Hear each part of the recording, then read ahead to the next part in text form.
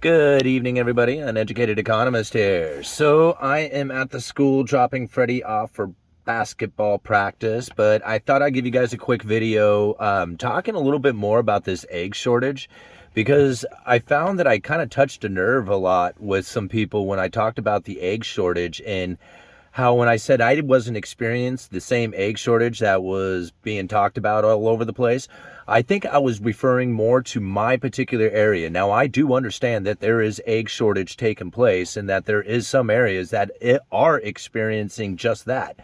I'm not, right? So this isn't going across the board, and I was trying to say that.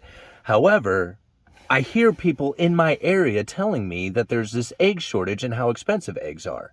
And I don't understand how come I'm hearing this from them. Only way they would be getting this information is through the mainstream media. And that's where I was kind of getting at. I wasn't trying to tell people that there wasn't an egg shortage out there. I mean, obviously it's taken place, or else people wouldn't be talking so much about it.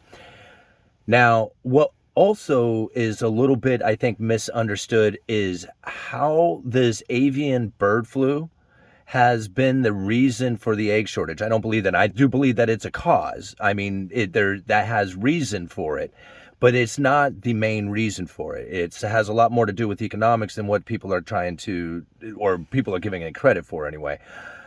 Now, I'm not saying it is an avian bird flu. I'm going to leave a link down in the description to a news article talking about the avian bird flu, how it's killed off 58 million hens. Now, I'm also going to leave another link to, I think it's one of the agricultural statistics or something like that. I'm sorry, I can't remember the name of the website, but I think it's a legit website. I didn't do any research. It was just quick internet research, but you judge for yourself on it. Anyhow, in there, they say that there is 389 million hens. 58 of them have been culled. 58 million. Now, just some rough guessing, that's somewhere around, 10, 15, 12%, something, I don't know. It's like 12%, right? Now, 12% of the laying hens have disappeared, right? They've been culled out. And I think about that. I'm like, okay, well, if that's the case, then that would create an egg shortage, because there's already probably a fairly tight limit on eggs anyway. So that would create an egg shortage. How much of an egg shortage really would that be per person? Like, if you eat eggs every single day, how much of your diet of eggs would you have to cut out in order to make up for the fact that there's 58 million less hens in the United States? And it comes to one day. Just one day without eating eggs. So if you ate eggs every single day, whatever amount that you were eating, you would have to cut out one day of that in order to make up, for the lack of 58 million hens out there. So that's really what it's talking about. It doesn't seem so likely that there would be, eggs of mass shortage in that sense, when you think about it in that way. What's really going on is going to be more like what I'm going to, like the gentleman who is a farmer. I'm going to leave a link in the description for you guys. Now, if you go and you listen to that video and you listen to what he has to say, it's pretty interesting. Now, I'm going to add my own take to it. So if you put all this stuff together, this is really what happened.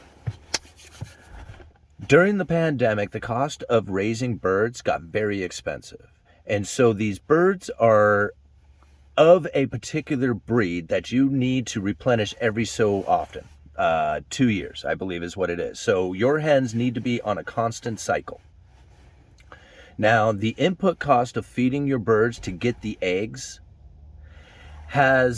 is like basically where the farmer is trying to gain the profit, right? So whatever the input cost is to how much they sell it for. If they can lower that input cost, right? The feed, the energy it takes, whatever, the property, leases, however it goes, if they can lower the input cost, that's their profit. They get more profit for that, right? However, if the input cost moves up, pretty soon it reaches the level in which that they are most likely contracted to sell those eggs for. Now, this is the case for a lot of commercial farming, is that you are contracted to provide a certain price of your product. And it's up to you as the farmer to figure out how to profit by lowering the input cost. All right, so this seems pretty simple, right? So during the COVID pandemic and the input cost moving up, a lot of these farmers were not getting paid for an additional amount for that added input cost. It basically took all their profit away. And so now, if you are a farmer who is sitting there looking at non-profitable eggs, thinking to yourself, how likely am I to invest into more hens at this time? You wouldn't, right? You simply wouldn't do it. And so if you don't invest in more hens, then the old hens stop laying and you're not replenishing them with new hens. You see what's happening here? And so this is, in my opinion, more likely a very logical reason why you are seeing such a mass shortage in some areas of the country, especially people who are saying, man, I had these super cheap eggs and now they're super expensive. Yeah, because the input cost in your area probably went up and the profit on it was very limited and the replenishing of hens didn't happen. And now you have an egg shortage. Now, somebody else said, well, you were talking about the food shortages for a while now. I have been. Now, this is the funny thing about this, is that as the price of eggs goes up, the investment into egg production is going to go up because people are going to see those high-priced eggs and thinking, I want a piece of that action. So they're going to start investing into more laying hens, more facility, everything it is to produce eggs. And then you're going to have an overproduction of eggs, and then you're going to have a crashing of egg prices, and you're going to see a lot of farmers going out of business. I mean, this is the supply and demand cycle that takes place like regularly. I mean, we see this happen within lumber. So like I said, I mean, I know you can't follow lumber for everything, but lumber is a really good story. And if you follow it closely, you can really see how it tells the same tale in just about all agricultural products or even just production in general. You can see how the overwhelming input cost slows production down. When the production slows down, then you have a limited supply. Limited supply versus demand, bang, right? Prices move up. And it's not hard to really just kind of put the pieces one in front of the other, right? If this is happening, well, what will happen next? I mean, if the price of eggs are $9 a dozen, how many people out there are going to start investing in hens? A lot. Think about how many people out there are talking about going and getting backyard chickens.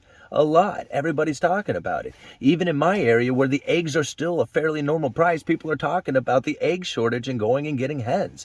It's crazy because of the mainstream media push on this stuff.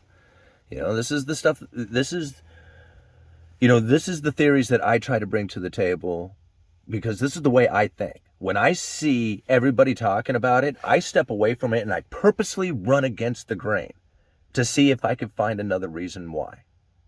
And I do. I always find another reason why. Whatever it is that everybody is thinking, they're usually missing something, right? And I miss stuff all the time. I mean, I go back and I was just like, man, I didn't know that happened, right? I mean, you can't get all of it. You got to know that there's stuff that you don't know all the time.